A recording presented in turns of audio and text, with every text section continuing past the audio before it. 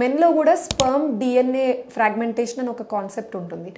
కణాలలో ప్రతి కణంలో ఉన్న డిఎన్ఏ ఎంతో కొంత డ్యామేజ్ సఫర్ అవుతుంది. బయట ఎన్వైర్న్మెంట్ పొల్యూషన్కి కానీ, వాళ్ళు తినే ఫుడ్కి కానీ, వేడికి కానీ, వాళ్ళు వర్క్ చేస్తున్న ఎన్వైర్న్మెంట్లో ఇప్పుడు ల్యాబ్ టెక్నీషియన్స్ ఉన్నారు, ఎక్స్రే రేడియేషన్కి ఎక్కువగా ఎక్స్పోజ్ అవుతారు, బస్ డ్రైవర్స్ వేడిలో ఎక్కువసేపు కూర్చుంటూ ఉంటారు.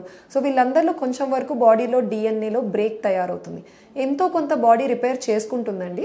బట్ చేసుకున్న తర్వాత కూడా మిగిలిపోయిన ఫ్రాగ్మెంటేషన్ని మనం టెస్ట్ చేయగలం, DNA fragmentation index. So coffee ఎక్కువగా కన్జ్యూమ్ చేసే వాళ్ళలో కూడా ఈ డిఎన్ఏ ఫ్రాగ్మెంటేషన్ ఇండెక్స్ అన్నది హయ్యర్, అంటే ఎక్కువ బ్రేక్స్ ఉండడం చూసాం. అందుకే మేము చెప్పేది ఏంటంటే both husband and wife, male and female partners ఎవరైతే ఉన్నారో ప్రెగ్నెన్సీకి ట్రై చేస్తున్నారు అన్నా, లేదా ప్రెగ్నెన్సీ వచ్చి రిపీటెడ్ గా వాళ్ళకి అబార్షన్స్ అవుతున్నాయి అన్నా, ఈ చిన్న విషయం డైలీ లైఫ్ స్టైల్లో ఉన్న ఈ small thing like coffee consumption కి గురించి కూడా మీరు కొంచెం అటెన్షన్ పే చేసి లిమిట్ చేస్తే మీరు ఇంప్రూవ్మెంట్ చూడొచ్చు.